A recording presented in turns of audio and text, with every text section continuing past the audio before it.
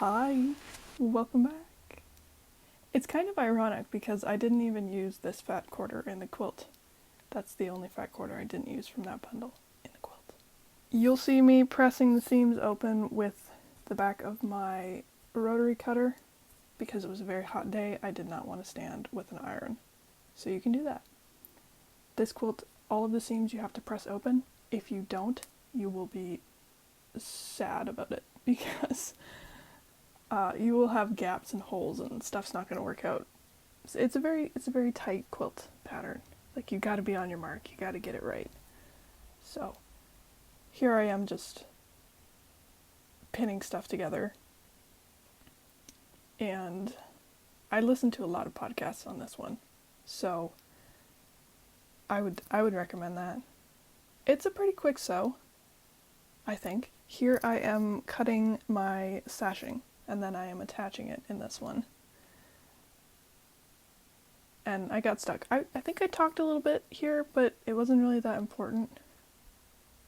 I know I was listening to some music.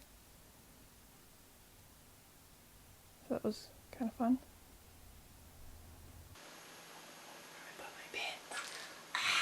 And I'm just attaching more rows to other rows. ...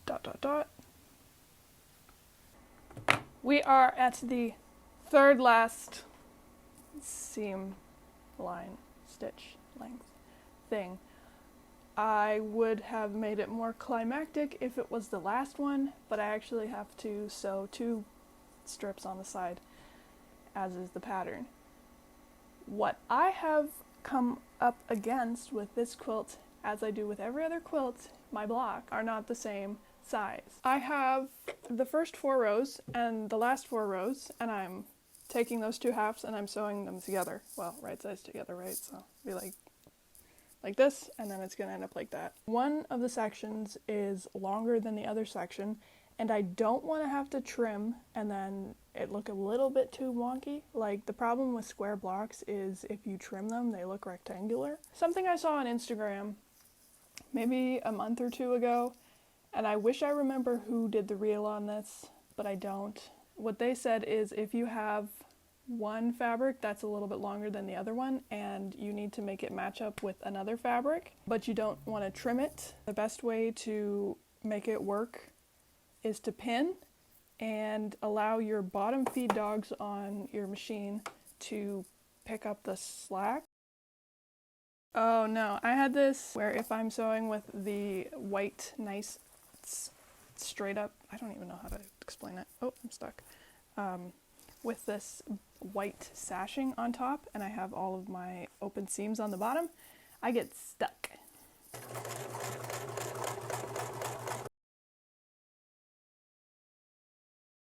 So far so good. Wow, I'm actually surprised. Because even though I've used this trick before, I'm still surprised it works. I'm only off by like a third, what is it? 1/32th? A 32nd? I am sewing on the last strips. And then I took it outside and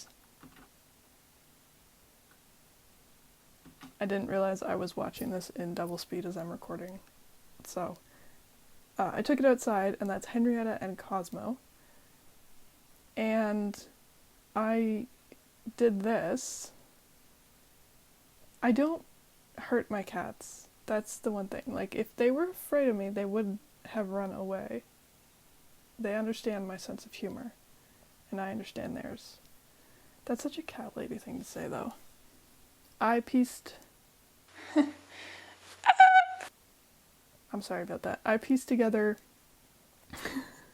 the backing just from some bed sheets, which I talk about later, and then I trimmed my batting. I honestly did not have the energy to piece together batting. And I'm using no, I'm not using straight pins. I am not using straight pins in this quilt. Could you imagine? I used to do that.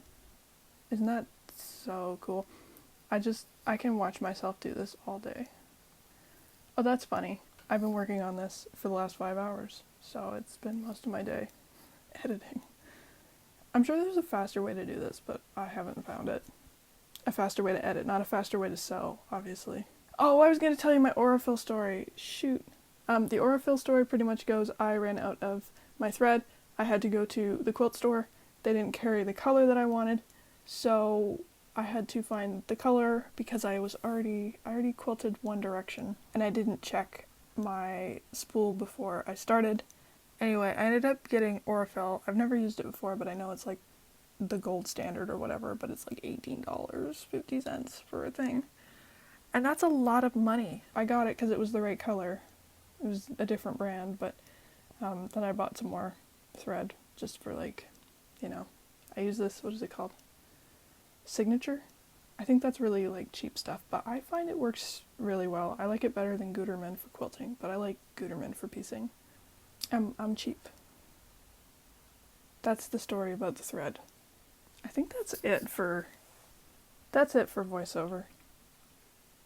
I'll let me pick it up somewhere else.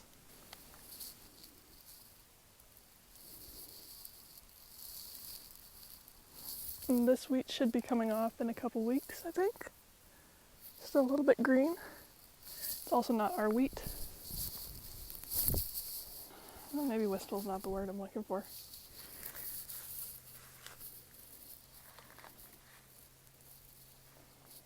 I gotta angle it so that the sun catches it. A majestic glow. I'm sweating back here.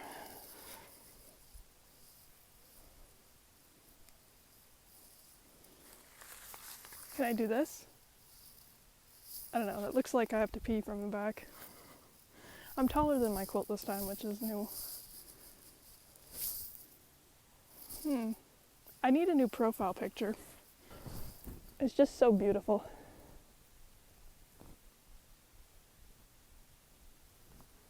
I like it. I also save this type of stuff to do on Sundays because it's like really goofy. And I also hope people aren't looking out their windows as they drive by. I'm not standing in the field. My feet are simply too large.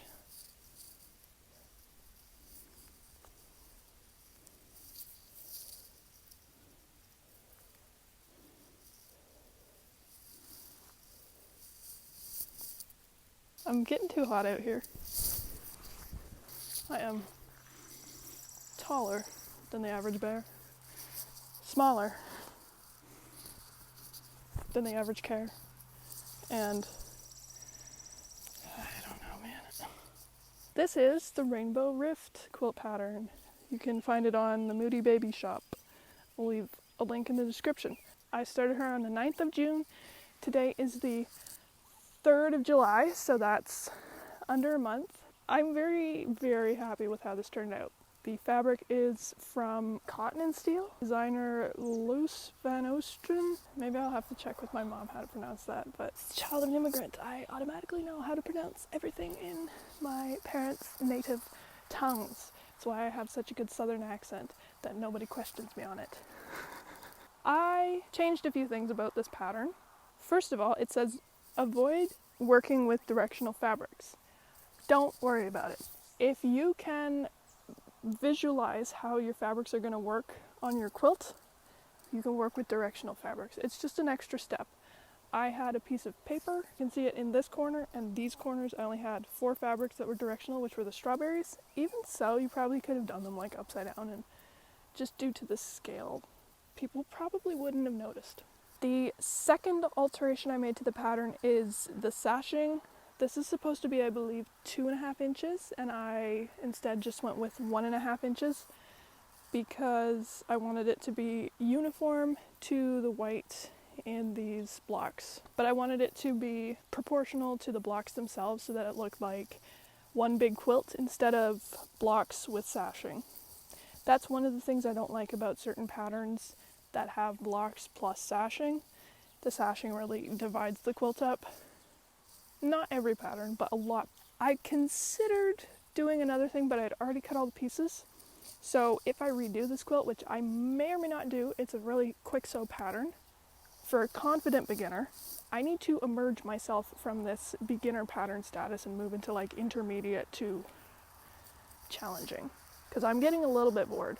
There are some bias just the half square.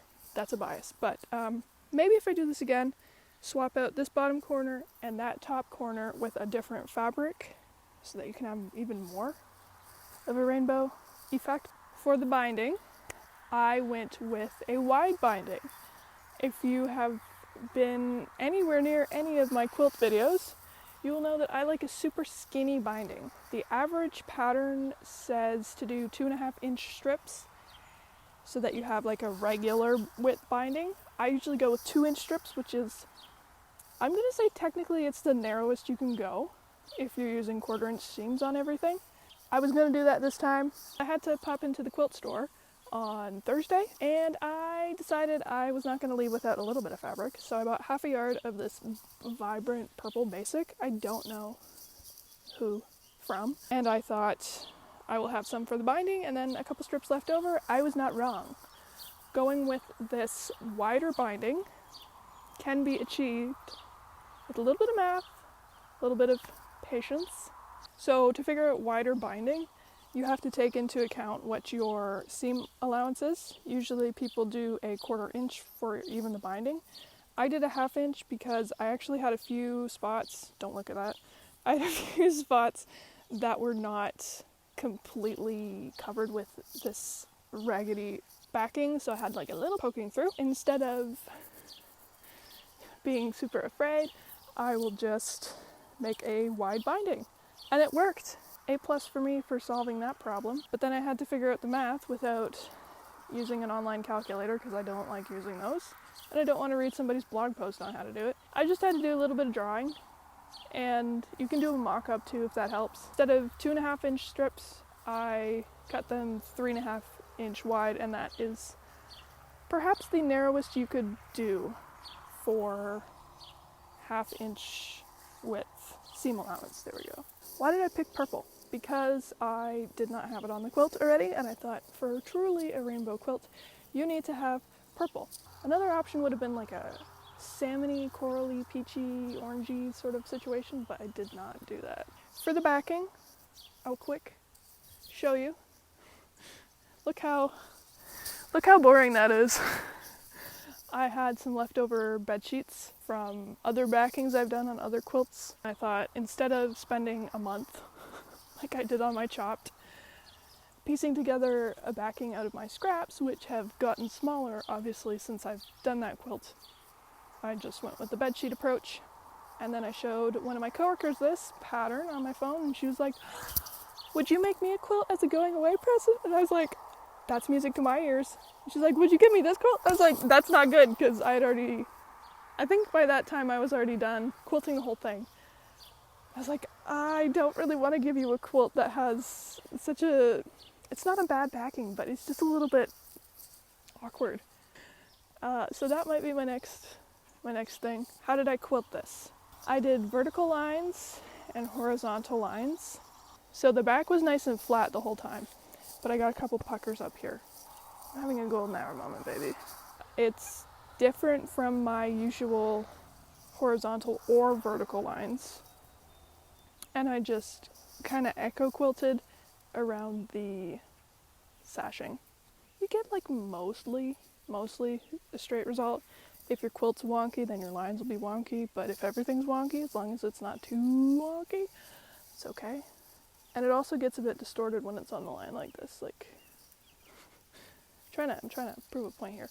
I hand bound, so I spent most of today and a bunch of yesterday. Put a label in this, and it needs a wash. I'm pretty happy with this. I was going to do a Nova Star this month, and next month too. But I will see what my coworker says, because a Nova Star is a lot of work. I did one in 30 days, and that was me working for like probably 4 to 6 hours on it every day. I will make a note, you get leftover fabric when you cut from fat quarters if you're pretty thrifty about it. Not a whole lot with your yellow, and green. These ones are 6 blocks. These are, well, this is 4, this is 5, this is 3, this is 3. Same thing here. So I have a lot of this and this and this left over, but not so much in this. I almost want to say you could probably make 2 quilt's worth out of the fat quarters that you have to use for this. So this is the quilt. The sun is setting. I should be going to bed. It's probably 8:30, probably 8:40. So I will see you in the next one. That's all. I cannot goof around too much tonight.